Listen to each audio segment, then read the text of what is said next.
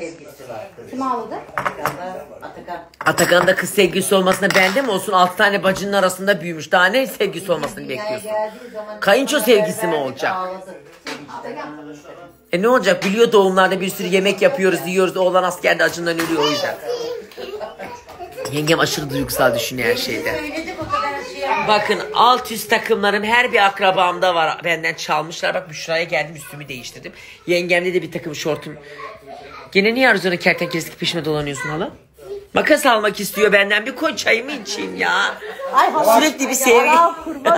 Yerim seni seni. Kıskanıyor halacığım yapma.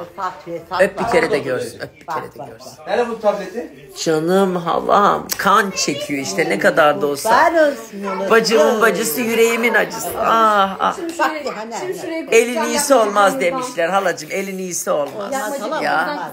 Ama yengem ona diyor ki ititi yemez diyor bizim için.